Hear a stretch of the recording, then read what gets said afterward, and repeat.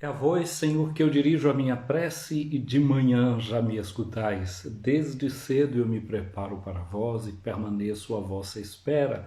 Graça e paz, cara amiga, caro amigo que acompanha diariamente a nossa meditação sobre a Palavra de Deus no Santo Evangelho, a Palavra de Deus na Santa Liturgia neste domingo, nossa Páscoa semanal. 30º domingo do tempo comum. E assim esse ano vai chegando ao seu final. Sim, mais 4 semanas e já vamos entrar em um novo ano litúrgico. Este ano que nós fomos acompanhados pelo evangelista Lucas. Interessante, no último dia 18 nós celebramos a festa do evangelista Lucas. E Lucas, de acordo com a liturgia da igreja, ele tem um papel especial. Qual é o papel especial de Lucas, de acordo com a liturgia da igreja? Revelar, através dos escritos e das palavras de Jesus, o mistério do amor, da predileção de Deus pelos pobres. Olha que coisa mais linda. Então, Lucas, esse evangelista, durante esse ano, eu tenho insistido muito nesse detalhe, digamos assim, da especificidade de Lucas. Ele revela para nós o mistério da predileção de Deus pelos pobres. Gente, isso é um mistério. Não é? É como os mistérios do texto que a gente precisa meditar, que a gente precisa aprofundar. Quando a gente fala do mistério, a gente fala de alguma coisa que envolve o próprio Deus. Mistério é o nome de Deus. Mistério não significa uma coisa que a gente não pode compreender, mas é uma coisa que precisa ser revelada para a gente. Que Deus precisa tirar o véu dos nossos olhos para que a gente enxergue. Será que a nossa sociedade não está precisando que Deus opere esse mesmo milagre de tirar os véus dos nossos olhos, para que a gente olhe a sua predileção pelos pobres, para que assim também nós entremos neste mesmo caminho de predileção de Deus, e aqueles que são os prediletos de Deus sejam também os teus, sejam também os meus, sejam os nossos prediletos. Mas isso é mistério. E se é mistério, exige de você e de mim uma atitude de fé. Não é a questão de ideologia, não é questão de partidarismo, é um ato de fé. Vai exigir de mim e de você aquela obediência da fé. E a fé não é teoria, a fé é alguma coisa que a gente precisa de verdade praticar. É algo que precisa ser vivido, é algo que precisa ser existencializado na nossa vida. Então a gente já celebrou isso essa semana e continuamos lendo o Evangelho de Lucas durante todos esses dias. Nessa nossa Páscoa semanal, nesse domingo, dia em que celebramos a ressurreição de nosso Senhor Jesus Cristo, hoje a liturgia nos leva para um contexto belo, que é o mesmo também praticamente que a gente, como brasileiro e como brasileiro, pode estar experimentando. Parece que essa semana foi aquela coisa toda, né, de justiça, de TSE e de censura e disso e de aquilo outro. Parece que essa aí foi uma temática que rolou na mídia, rolou na vida, está muito forte.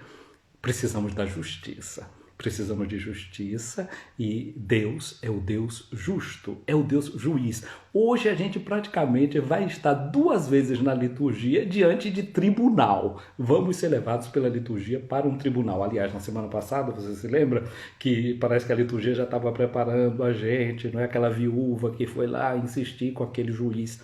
A gente precisa de justiça. Agora tem uma coisa muito interessante que a Bíblia diz no livro do Deuteronômio para os juízes, que juiz não pode aceitar presente. Não, presente era uma outra forma de fazer juiz, com muito cuidado, porque se você aceitar presente, eita, aí pode ter suborno. Às vezes pode ser que o juiz também possa agir querendo receber presentes.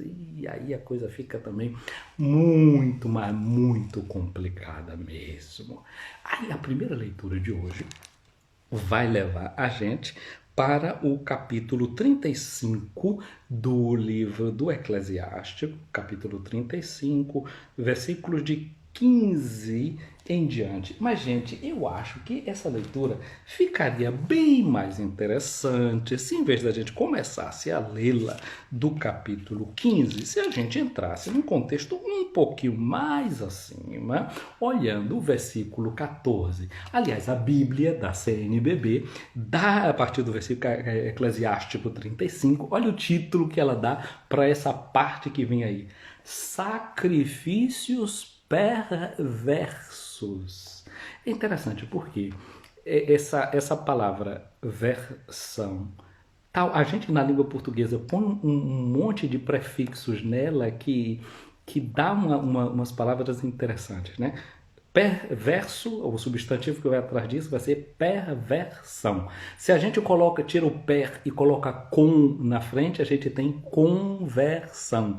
Se a gente tira isso aí e bota um reversão. E se você pode fazer essa brincadeirinha, vendo como essa palavra ela é realmente muito interessante, não é? Desse movimento para frente ou para trás que pode ter. Então, um sacrifício perverso é um sacrifício que não está indo na direção daquilo que o sacrifício deve obter.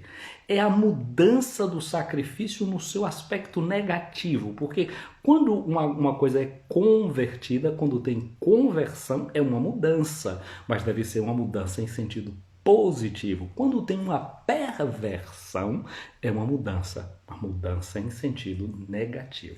Então, toda essa parte desse capítulo aí, eu disse, trata dessa questão destes sacrifícios perversos. Olha, Deus é o juiz de todas as coisas. Deus vai julgar. Agora, pensemos na sociedade para a qual foi escrita este livro aí do Eclesiástico. É uma sociedade agrária. Então tem um latifundiário, tem um dono de terra e tem pessoas que trabalham para ele. Aí você pensa o seguinte, tem um dono de terra, os braçantes trabalharam para ele, ele foi injusto com os operários dele, não pagou a coisa de forma correta, mas ele resolveu, sabendo que Deus é juiz, ele disse, olha, vamos ter cuidado aqui, agora eu vou tentar conseguir as bênçãos de Deus. O que é que ele faz? Vai até o templo, e é interessante que em Israel a sede do tribunal é também no templo, né? Em Jerusalém vai ter a sede do tribunal, tanto que o salmista diz, a sede da justiça lá está, o tribunal superior é lá em Jerusalém, o grande sinédrio, que é o conselho da nação, tá lá, os senadores. Aí, esse homem é corrupto com os seus trabalhadores, mas ele então diz assim, olha, é que eu atraí a maldição de Deus, então como é que vamos fazer? Então ele prepara um boi gordo, um vitelo gordo, um outro animal lá, um carneiro muito gordo, e leva para o sacerdote oferecer em sacrifício. Aí conversa com o sacerdote e diz, olha, eu estou precisando que você ofereça aí este sacrifício em meu favor. E o sacerdote vai lá e oferece aquele sacrifício por aquele fazendeiro, por aquele dono de terra, não é, que cometeu injustiça com os seus trabalhadores. Aí agora a gente lê esse versículo 14 ou 11, de acordo com uma certa numeração, que diz assim: não lhe ofereças presentes defeituosos a Deus, né? Sacrifício, presentes defeituosos, pois ele não aceitará. A Deus a gente deve dar o que é de melhor, não subornar a Deus, nem querer enganar a Deus. Agora continua dizendo, nem confies num sacrifício injusto. É isso que eu estou dizendo. Ele cometeu a injustiça com os seus trabalhadores, depois vai querer fazer uma oferta para o templo, que é uma oferta boa. Então, não esquecer esse versículozinho que diz aqui, não é?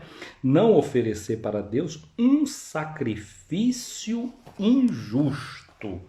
Aí agora a gente pode continuar com o texto que a liturgia diz aqui. Por que a gente não deve oferecer a Deus um sacrifício injusto? Continua o texto aqui agora que a gente tem na liturgia.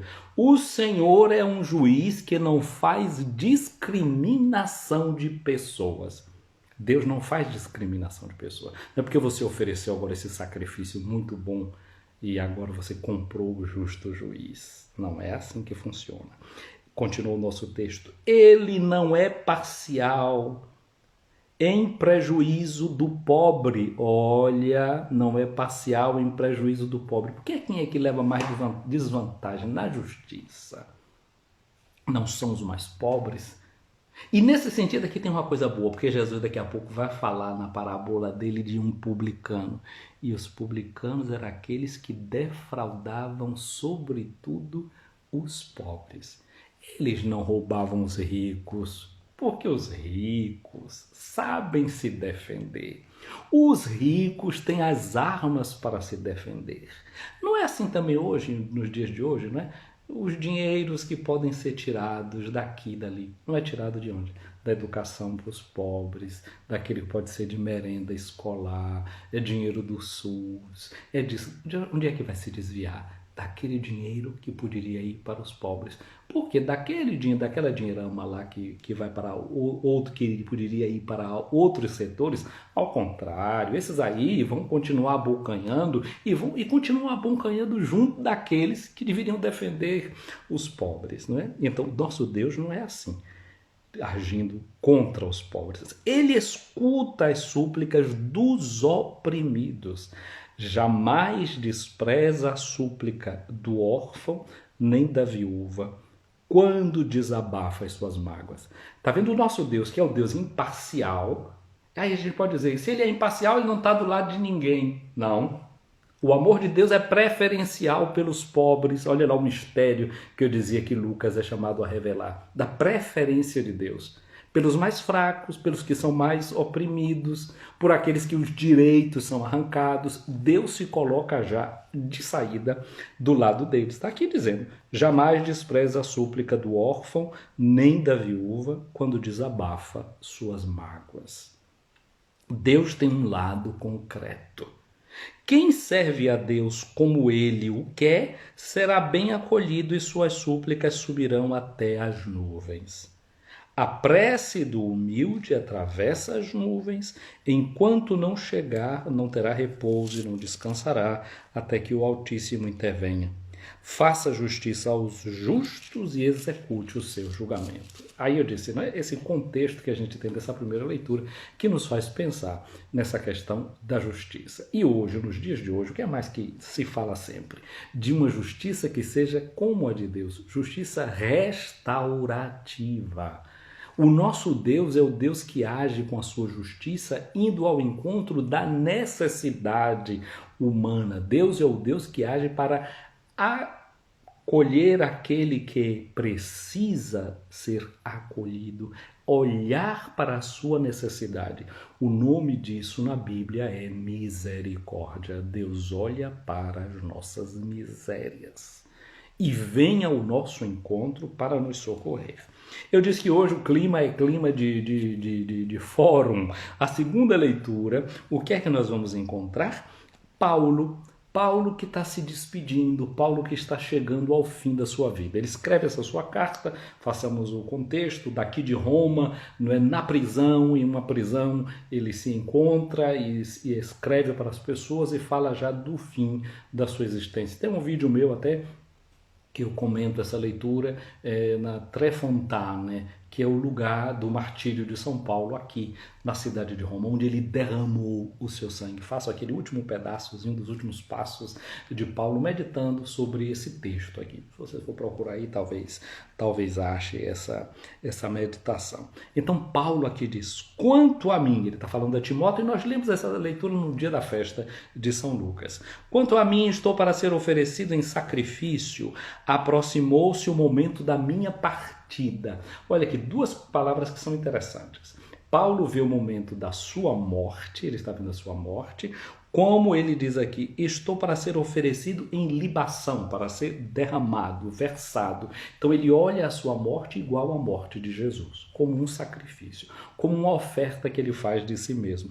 E a outra coisa que ele diz assim, aproxima-se o momento da minha partida. Esse partida, e lá em grego, a palavra é a palavra analysis, análise que a gente tem na língua portuguesa, né? O que é, o que é uma análise? Mas não tem nada a ver com partida. A palavra análise significa dissolver. Dissolver. Se a gente tira esse dis e coloca uma preposição resolver, não é? Então, análise é a tentativa de resolver algum problema, algum enigma, algum mistério. Então, dissolver. Essa palavra traduzida assim por partida, mas na medida que você dissolve, solve, quer dizer que você solta, aqui por detrás tem uma imagem do mundo antigo. E na imagem do mundo antigo, que as pessoas viajavam muito e viajavam de barco, não é isso? Então qual era a primeira coisa? A vela do barco, enquanto o barco estava no porto, a vela estava toda amarrada, não é? E o marinheiro precisava fazer o quê? Dissolver, solver, desamarrar. Isso significa analisar uma coisa, né? Desamarrar, soltar as amarras. Precisava soltar a vela que estava amarrada. E na medida que ele solta essas velas, desamarra a vela, ela se abre. E aí, duas coisas que eu quero agora fazer um passo atrás nesse ambiente de tribunal. Num tribunal, eu disse, os pobres, o que é que fazem? Tem que contar com essa graça de Deus aí do Antigo Testamento. Deus está do lado deles, é o justo juiz, etc. Mas Jesus disse também uma outra coisa, que os seus seguidores não deveriam ficar preocupados, porque o Pai do céu vai dar a eles o Espírito Santo.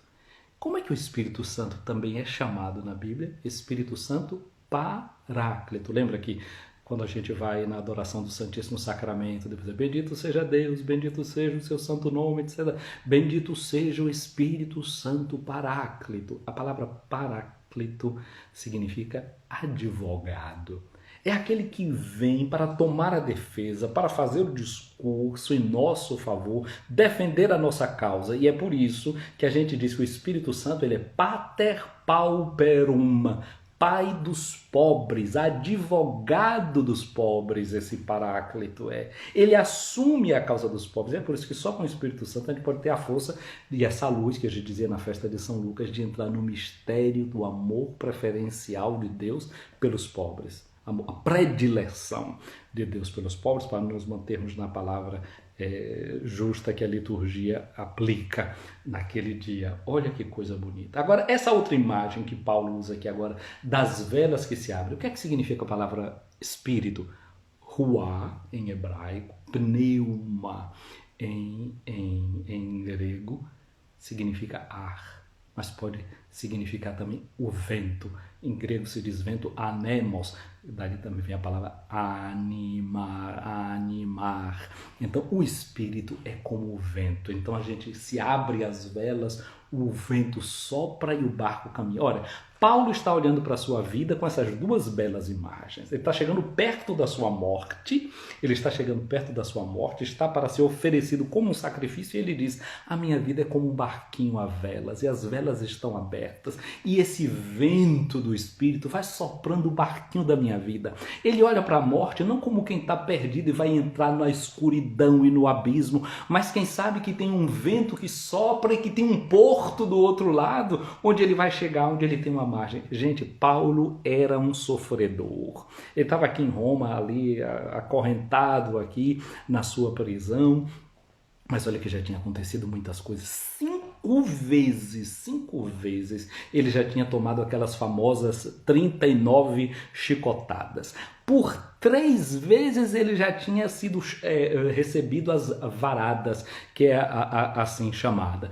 3 vezes ele ficou náufrago, teve problemas de naufrágios. E ele ainda fiquei uma noite e um dia à deriva no mar. Era um homem sofredor. Mas ele não olha para a sua vida como um perdedor. Ele diz, não, isto é um sacrifício. Sacrifício, facere, é fazer, sacrum, significa algo sagrado. Ele olha para a sua vida, para todas as pancadas que ele tomou, as chicotadas deixaram marca nele, devia ser um todo marcado, todo cheio de ferida. Pensa aí, 5 vezes receber essas 39 chicotadas, 195 chicotadas. Agora pensa essas 35, 195 chicotadas, o chicote era de 3 pontas, multiplica tudo isso aí e como deveria ser o corpo de Paulo, marcado de todas essas chicotadas que ele tinha recebido. Mas ele não se considera um perdedor. Ele sabe do lado de quem está. E aí ele diz, combati o bom combate, completei a corrida, guardei a fé. O bonito é isso, é guardar a fé. E ali naquele momento que ele guarda a fé, não significa ele pensar que está vendo tudo resolvido diante dos seus olhos, mas ele olha para Deus, sabendo que ele combateu o bom combate, que ele completou a corrida, que ele guardou a fé, mas Paulo não cai na tentação da meritocracia. Estou falando do clima de tribunal, do clima de justiça. Eu disse que a justiça cristã não é pensar nessa justiça retributiva, mas é pensar sobretudo numa justiça que é restaurativa, de Deus que restaura, que Deus que cuida da gente, de Deus que cura de nós. Paulo não pensa que tudo aquilo que ele fez seja mérito dele, por isso ele fala da fé. Porque a fé pressupõe que tem uma graça agindo na sua vida. Ele não reputa mérito seu, nada daquilo. Agora o que ele diz assim, agora está reservada para mim a coroa da justiça. Essa justiça que é justiça restaurativa. Porque ele sabe de onde é que ele veio e do que ele fez. Que ele diz que o Senhor, justo juiz, me dará naquele dia. Ele sabe que o Senhor vai dar para ele a coroa porque ele é um justo juiz. Ele não está dizendo, eu vou receber essa coroa pelas coisas que eu fiz. Você vai me dar a coroa porque ele é um justo juiz. E não somente a mim, porque ele podia até apresentar todas essas coisas que ele fez, não sei o quê. Não, mas não é somente a mim, mas a todos aqueles que esperam com amor a sua manifestação gloriosa. Não é porque pelas coisas que a gente fez, não, porque a gente espera a sua manifestação gloriosa. Espera que ele intervenha, espera que ele faça justiça. Na minha primeira defesa, ninguém me assistiu. A gente já viu esse texto antes e viu que Lucas estava com ele. Ele diz, ninguém me assistiu, todos me abandonaram.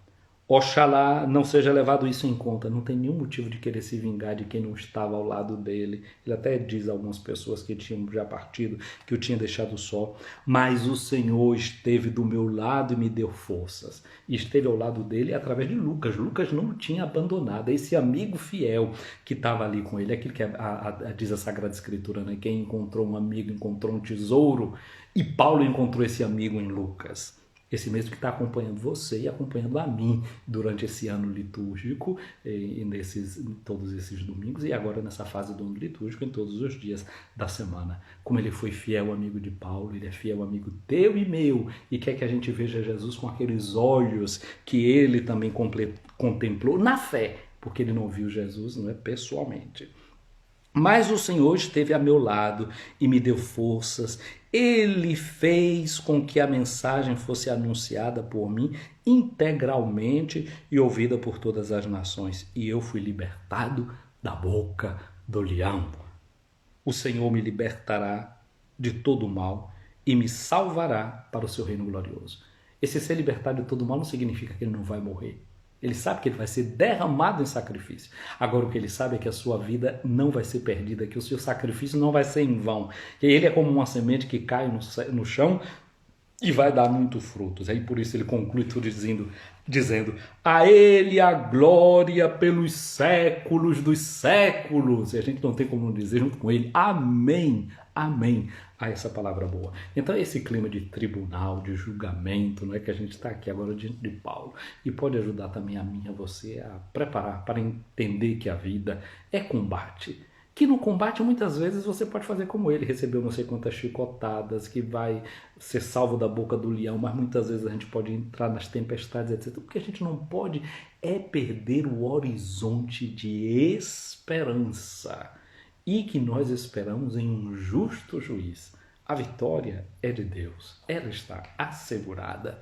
Agora, olhamos para o texto do Evangelho de hoje também, que não é, e aqui influência, não é? Lucas, esse amigo que esteve ao lado de Paulo, e é a catequese paulina que de algum modo está espelhada nesse Evangelho de Lucas, o capítulo 18, versículos de 9 a 14. Lembra da semana passada, aquela reza da viúva, e eu disse que a viúva, que a gente poderia traduzir pensando no enkakein, aquele verbo que estava ali, que ela rezasse Jesus, disse rezar sempre e sem interrupção. Mas a gente via que aquele enkakein poderia ser também, fazer uma tradução, dizer assim, rezar sempre para não se tornar ruim, para não se tornar mal, né? Para não cair na tentação de se tornar mal. Então a gente viu aquele cenário, agora a gente está num outro cenário que Jesus conta para nós. Então Jesus contou uma parábola, ele continua contando parábola, e a parábola de hoje diz Lucas que ele conta essa parábola para alguns que confiavam na sua própria justiça. Olha a justiça entrando de novo, não é? Olha os tribunais aí, minha gente. A justiça, confia na sua própria justiça e desprezavam os outros. Olha, a parábola é contada para isso. Para quem confia na própria justiça e para quem desprezava os outros. Aí Jesus conta a história de dois homens que subiram ao templo para rezar. A cidade de Jerusalém está num lugar alto, o templo está no monte, não é? E para chegar àquela parte do templo, as pessoas tinham que subir muitas escadas. Então, tinha uma galeria imensa de 280 metros, não é, de comprimento, e no fundo dessa enorme galeria tinham 3 portas, onde entravam os sacerdotes, os levitas, o pessoal do culto, só eles entravam ali, e 2 portas para os peregrinos entrarem, a porta bela. Ela tinha uns 60 metros de largura, uma 60 metros de largura, a outra. Uma era só para a entrada e a outra para a saída. Então subia esse povo todo ali. E diz que tinha uma prática que era interessante. É que tinha nessa porta, só entra, na outra só sai. Mas de repente você passava por alguém que vinha, em vez de sair pela outra porta, estava saindo pela porta de entrada. Imagina, vai na contramão. A pessoa meio perdidinha, né? Mas ele podia pegar, fazer a manobra e continuar e voltar pelo outro lado. Mas essa era uma prática que servia para quando você encontrava uma pessoa que estava vindo ali na contramão, ela estava dando um recado para você. Não esquece de mim, não. Reza por mim. Eu estou precisando da sua oração. Olha para mim. Não esquece de mim na tua oração. Interessante que na oração da gente, na nossa oração pessoal, a gente pode levar o irmão. A gente pode levar a irmã, aquele irmão e aquela irmã que está passando por alguma necessidade. O exemplo que a gente vai ver da oração, tem alguém até rezando e está olhando para o irmão. Mas vamos ver de que modo é que ele vai olhar para esse irmão que ele vai encontrar ali no templo. Então Jesus disse que 2 homens subiram ao templo para rezar. Subiram, já disse que a cidade está no alto, o templo está no lugar alto. E aí Jesus disse que um era fariseu e o outro era cobrador de impostos. Eu queria dizer já uma coisa de saída para você. Nós temos já uma antipatia histórica pelos fariseus. Não é? Eles são isso, são aquilo outro. Tarará. Muita calma nessa hora. Paulo, por exemplo, ele foi fariseu.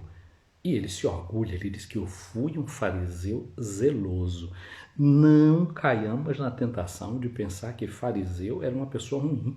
Não, fariseu era gente do bem, era um cidadão do bem. Era um cidadão do bem, era gente boa.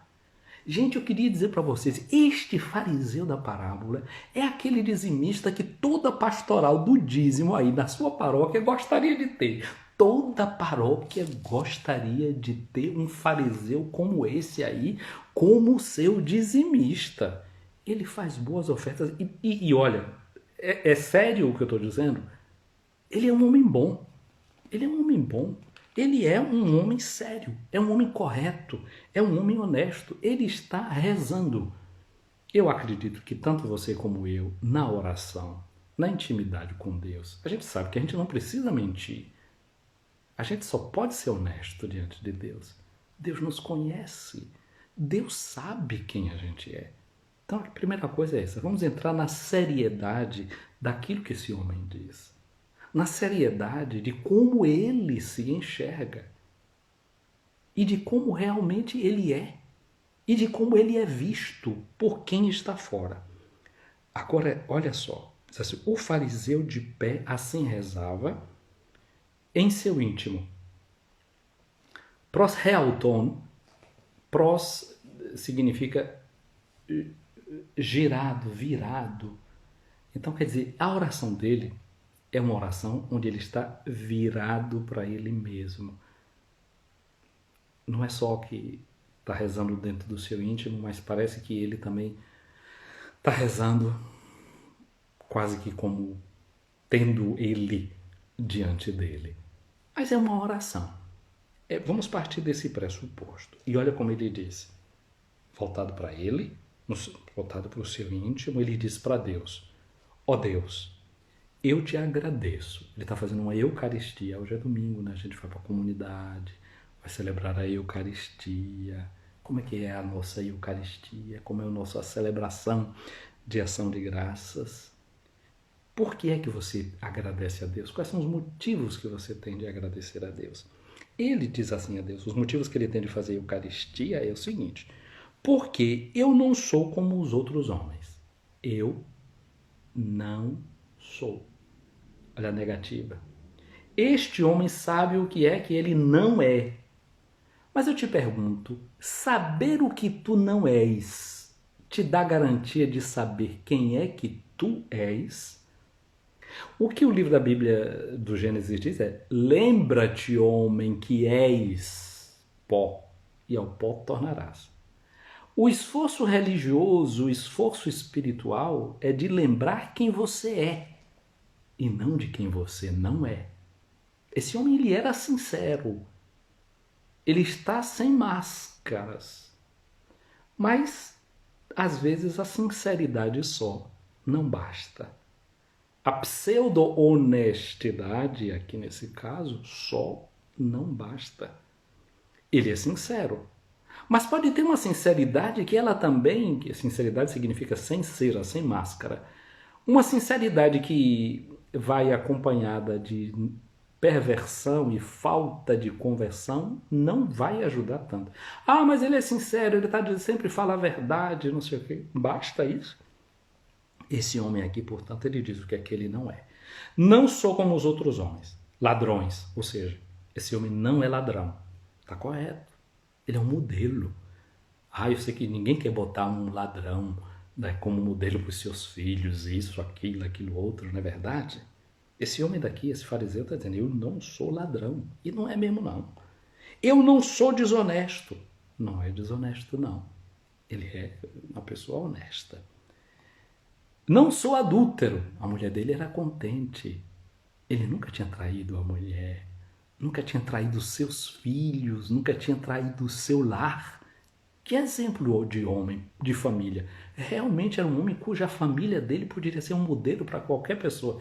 Esse defendia os valores da família, começando por ele, esposo. Não tinha um pensamento que o desviasse da aliança com a sua esposa. Aí ele olha para o cobrador de imposto que está ali atrás e diz: nem como este cobrador de impostos. Aí ele continua: eu jejuo 2 vezes por semana.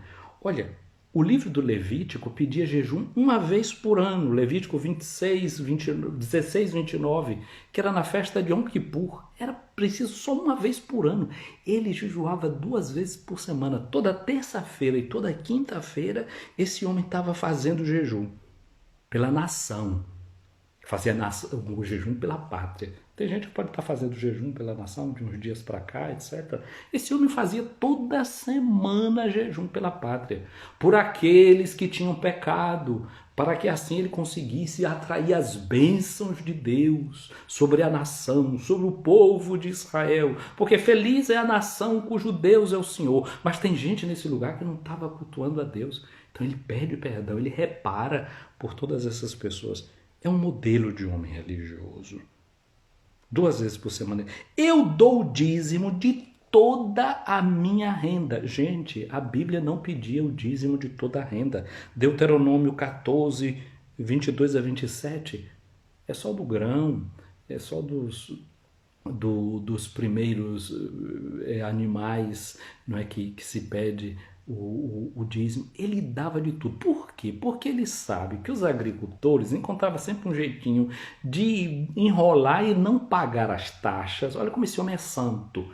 Então, na medida que ele comprava produto na mão de alguém, por escrúpulo que aquele agricultor não tivesse pagado dízimo, ele faz em reparação por essas pessoas que fizeram coisas erradas. Esse homem é um modelo para mim, é um modelo para você. Paga dízimo de toda a renda. O cobrador de impostos está lá. no canto, à distância. Nem se atrevia a levantar os olhos. Primeiro, os dois estão de pé. Não estão fazendo fingimento, oração piedosinha, fingindo qualquer coisa. Não, estão ali, sinceramente, diante de Deus, de pé diante de Deus, na posição de quem deve rezar. O dia de domingo é o dia, né? Sobretudo, que é na liturgia, que na tradição, que nunca era o dia de se manter de joelhos, o dia de se manter de pé. Porque Deus é Pai, nós somos filhos, estamos diante dele, né? Stantes, se diz em muitas orações. Assim, de quem pode ficar em pé. Só que esse fariseu, cobrador de impostos, ele está lá que nem atrevia a levantar os olhos. Cobrador de impostos, ele tirava dinheiro dos pobres. Ele não tirava dinheiro dos ricos, não, tirava dos pobres. Depois tinha um outro detalhe. Ele, para poder cobrar impostos, ele tinha que fazer um juramento.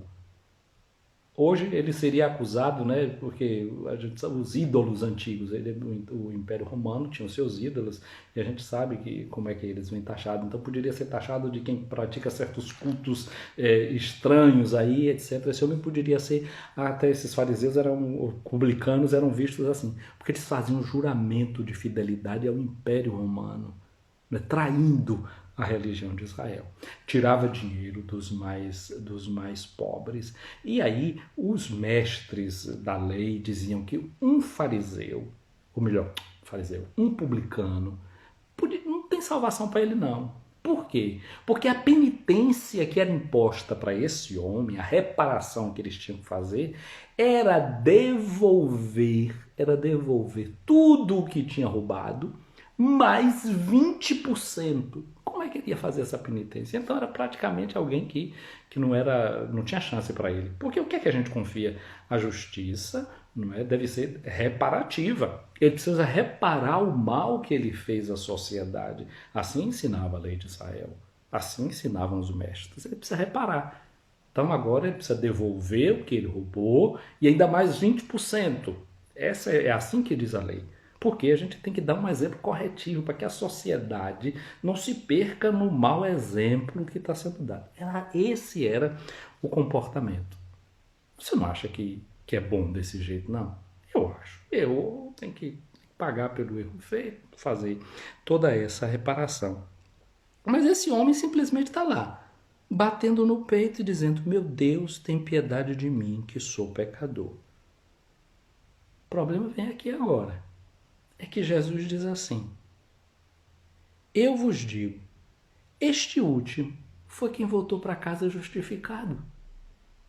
Não devolveu, segundo diz aqui o texto, não pagou aquilo que deveria ter devolvido, não deu aqueles 20% a mais. Agora, o outro, que era o bem da história, que fazia tudo certinho, não voltou para casa justificado. Por quê? E aqui está o perigo para mim e para você. A busca do mérito, né? A meritocracia. Porque no fundo, o fariseu estava corretíssimo.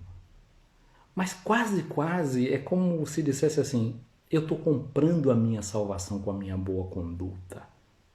Eu sou um exemplo de pessoa. Eu sou do bem. E não dava espaço para Deus.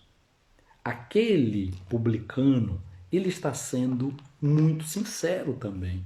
Ele diz: tem piedade de mim que sou pecador. Ele não diz o que ele não é, ele assume o que ele é. Então aqui agora a parábola pega pelo pé você e eu, que na nossa conduta, no nosso modo de ser, não é? Nos comportamos bem e devemos nos comportar, mas corremos o risco de não deixar espaço para Deus nos justificar, para assumir a nossa margem de culpa e de pecado que cada uma e cada um de nós tem.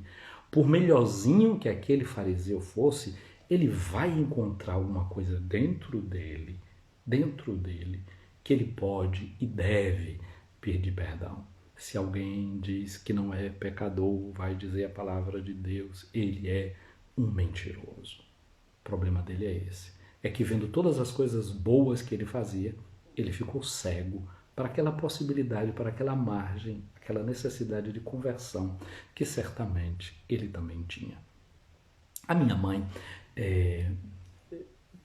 ia a muitas missas do padre que me batizou, o padre Gilberto Vaz Sampaio, foi por muitos anos aí pároco em Varzedo. E o padre Gilberto tinha uma coisa, que ele gostava de contar história nas missas. E essa semana eu telefonei para minha mãe, não sei por qual motivo, ela saiu com essa história de, opa, deixa eu lembrar essa história. Era uma história que o padre Gilberto contava, dizia que tinha um certo rei, que um dia ele vai visitar a cadeia do seu reino. E aí vai numa cadeia e começa a perguntar aos presos, mas vem cá, por que você está aqui? Mas eu não sei não, eu não fiz nada. Não, o juiz aqui não agiu corretamente com o meu processo. Eu não sei, mas eu fiz uma coisa de nada, eu poderia estar aqui, eu nem sei realmente por que é que eu estou dentro dessa cadeia, já deveria ter saído, há tanto tempo que eu estou aqui. Conversa com um, conversa. 99% de quem ele conversou era tudo gente inocente. Até que ele viu um lá no canto e falou, nem adianta lá eu conversar com aquele, porque vai ser um outro inocente com quem eu vou falar. Mas ele disse assim, por desencargo de consciência e para não ser injusto, foi conversar com aquele rapaz. Se aí, meu filho, você aqui nessa cadeia, certamente não há nenhum motivo para sua prisão, não é verdade? Você está aqui e é como todos os outros, um inocente. Fez nada disso, senhor rei. Eu preciso dizer uma coisa, eu estou aqui pela minha culpa. Eu sempre fui um filho que dei trabalho. Na escola eu sempre dava trabalho. Desde pequenininho comecei a fazer pequenos furtos. Depois eu cresci. Como adolescente também fui um adolescente muito problemático. Até que depois eu me envolvi numa briga e acabei ferindo alguém, etc. Eu estou aqui cumprindo uma pena. Porque eu sou culpado do crime pelo qual estou aqui pagando. E o rei chamou o chefe da delegacia, o imperador, e disse, solte este homem. Ele disse, mas como vamos soltar esse homem? Todos que estão aqui são perigosos. Ele fez, realmente, este homem é um perigo dentro desta cadeia. Porque 99% dos que aqui estão são todos homens inocentes. Este é o único culpado, este é o único que está aqui condenado justamente, como ele mesmo assume, ser um facínora. Agora, tire este homem daqui pelo bem dos demais prisioneiros. Minha gente, quando um homem perde a sua honestidade, a capacidade de ser honesto, ele perdeu tudo. Aquele homem que estava ali na cadeia, realmente ele tinha cometido muito crime, mas ele não tinha perdido o contato com a sua realidade. Ele sabia quem ele era, ele conhecia as suas culpas. A minha mãe não sabe, mas essa história aconteceu no reino da Prússia, com o imperador Frederico, der Alte Fritz, como se diz, eles gostam de dizer em alemão. Sem saber o nome, ela conservou a memória dessa história, deste homem que assumiu as suas culpas. Nós vamos encontrar também no fim da vida de Jesus, ele ao lado de dois ladrões. Um reconhece a sua culpa, foi honesto com ele mesmo, com o seu passado e com os erros que ele fez. E ali ele abriu de verdade para ele as portas do paraíso, as portas da transformação. A gente nunca deve desesperar da salvação de ninguém, nem da nossa própria. Vamos agir com toda essa honestidade, com toda essa clareza, e assim a gente possa sair daqueles farisaísmos dos quais nós somos prisioneiros e entremos nessa liberdade para que possamos ser justificados pelo Deus justo e santo. Que Ele nos tome pela mão e que Ele nos conduza ao paraíso. Que Ele possa nos dizer também um dia, graças a esses atos de honestidade e de sinceridade que a gente pode ter dizendo dele, eu sou um pecador, Senhor, e que ele possa nos dizer, ainda hoje estarás comigo no paraíso. Sim, ainda hoje é possibilidade para que a gente saia de qualquer esquema de perversão e entremos pelos caminhos da conversão, de uma mudança que é sempre possível. Minha amiga, meu amigo, o Senhor esteja acima de ti para te proteger, à tua frente para te guiar, atrás de ti para te defender, do teu lado para te acompanhar, dentro de ti para te abençoar. Que a bênção de Deus Todo-Poderoso, Pai, Filho e Espírito Santo, desça sobre ti, minha amiga, meu amigo, e permaneça para sempre. Amém. Bom, nesse domingo, meu abraço para Antônia Fonseca, Dona Antônia, um abraço para a senhora, para Leo Passos. Deus abençoe. Quem é que eu tenho mais aqui? Cida Silva, um abraço para você, um abraço para Ivanete, para Sandra, para Vanita, para Martim Santos, para Netcor, um abraço para Aline Sampaio, aqui também acompanhando a nossa live, nem me chama, oh Jesus, mulher de Deus, achei que tu estava na missa. Um abraço para Graziela Souza, para Will Oliveira, para Eliana, para Dayara, bom dia para Selma Barreto, e Luciana Rosa, Luciana, aí hoje lembrando o Padre Gilberto, e você aí conheceu bem, com certeza também conheceu demais. Padre Fábio Balbino, aí pelo Rio de Janeiro afora, Deus o abençoe. Para Maria das Graças Leal, para João Paulo Aguiar, nosso abraço para Ivete Mota, então, a cada um de vocês que acompanham essa nossa live, essa nossa transmissão, santo feliz domingo, Deus esteja com cada um de vocês. Feliz e Santa Páscoa semanal.